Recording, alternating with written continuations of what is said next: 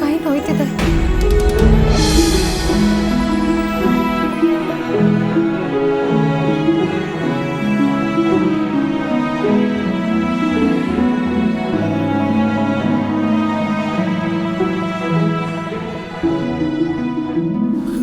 ಏನ್ ನಡಿಬಾರ್ದು ಅಂತ ಅನ್ಕೊಂಡಿದ್ನೋ ಅದೇ ನಡೀತಿದೆ.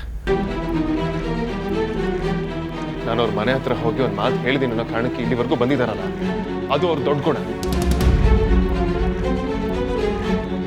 ಈ ರೀತಿ ಕಾಲು ಬೀಳಿಸ್ಕೊಳ್ಳೋದು, ಅವ್ರನ್ನ ಕಡಿಮೆ ಅನ್ನೋ ರೀತಿ ನೋಡೋದು ನಿಜವಾಗ್ಲೂ ಅಸಹ್ಯ.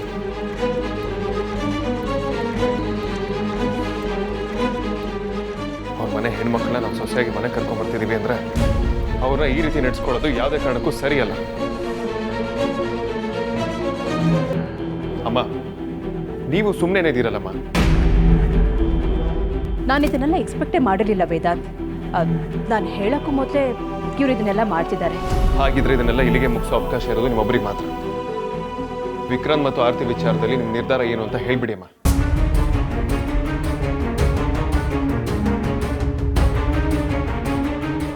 ಇವಳು ಬರಲ್ಲ ಅಂದ್ಕೊಂಡಿದ್ರೆ ವೇದಾಂತ್ ಇದ್ದಾಗಲೇ ಬಂದು ನನ್ನ ಕೈ ಕಟ್ ಹಾಕ್ಬಿಟ್ಲ.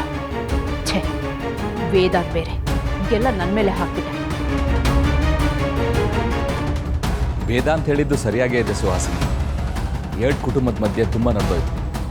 ಆದ್ರೀಗ ಎಲ್ಲದನ್ನು ಸರಿ ಮಾಡೋ ಅವಕಾಶ ನಿನ್ನ ಹತ್ರ ಇದೆ. ನಿನ್ನ ಉತ್ತರ ಹೇಳ್ಬಿಡು.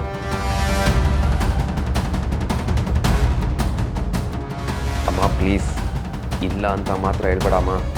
I beg you. ವಿಕ್ಕಿ ಮತ್ತೆ ಆರ್ತಿ ಮದ್ವೆಗೆ ನನ್ನ ಒಪ್ಪಿಗೆ.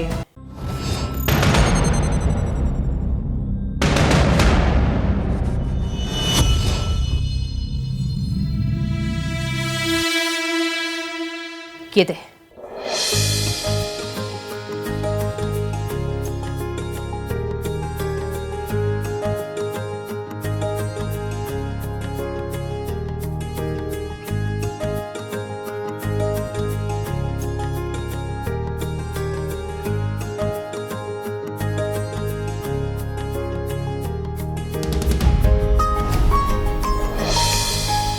ಸುಹಾಸಿನಿಯವರೇ, ನಿಮ್ಮಿಂದ ನಾನು ಇದನ್ನು ನಿರೀಕ್ಷಣೆ ಮಾಡಿರಲಿಲ್ಲ.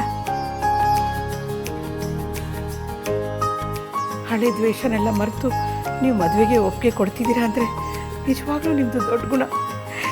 ಈ ನಿಮ್ಮ ಉಪಕಾರನ ನಾನು ಸಾಯೋವರೆಗೂ ಮರೆಯಲ್ಲ.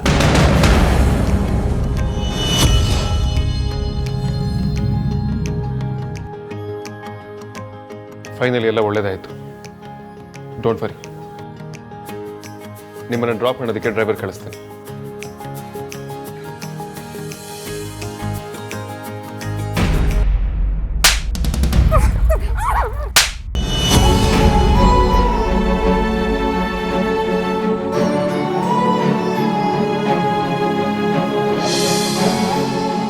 ಮದುವೆ ಮನೇಲಿ ನಾನು ನಡ್ಕೊಂಡಿದ್ದು ನೆನೆಸ್ಕೊಂಡ್ರೆ ತುಂಬ ಹಿಂಸೆ ಆಗ್ತಿದೆಯಪ್ಪ.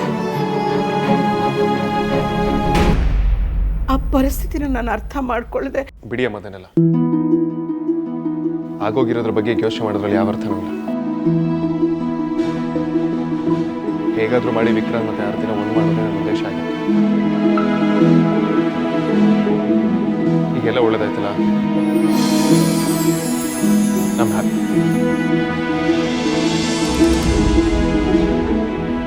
ಬಾಮ್ಮ ಹೋಗೋಣ.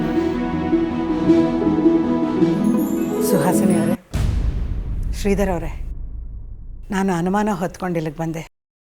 ಈಗ ಭರವಸೆ ತಗೊಂಡು ಹೋಗ್ತಾ ಇದ್ದೀನಿ.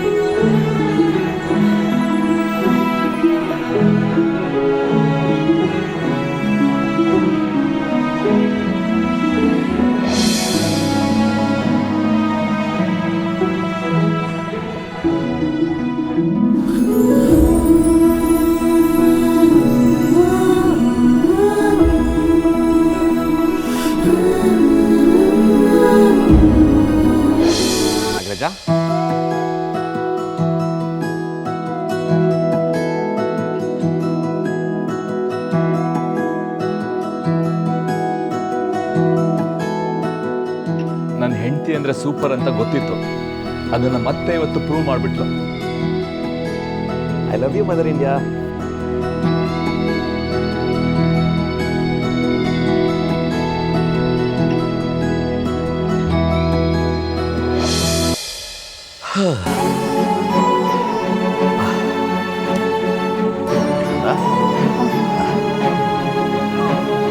ಅಪ್ಪ ಅಮ್ಮ ಮತ್ತು ಅಮ್ಮ ಆಗಿಂದ ಕಾಣಿಸ್ತಿಲ್ಲ, ಎಲ್ಲಿ ಹೋದ್ರು ಅಂತಲೂ ಗೊತ್ತಿಲ್ಲ.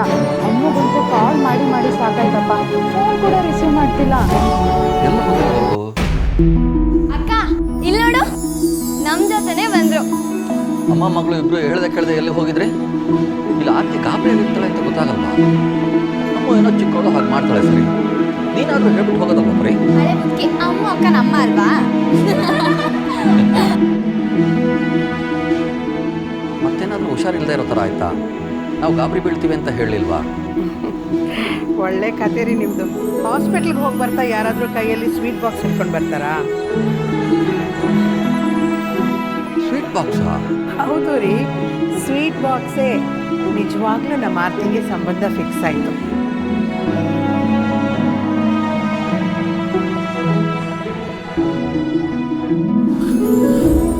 ಸಂಬಂಧ ಫಿಕ್ಸ್ ಆಯ್ತಾ? ಏನು ಹೇಳ್ತೀನಿ ಜಪ್ಪರಿ? ನಾನು ಅಮ್ಮ ಸುಹಾಸಿನಿಯವ್ರ ಮನೆಗೆ ಹೋಗಿದ್ವಿ.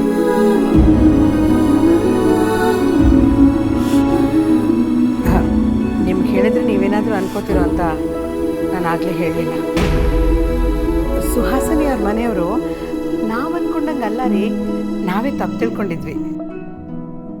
ಇಲ್ಲ, ನಾನೇ ತಪ್ಪು ತಿಳ್ಕೊಂಡಿದ್ದೆ.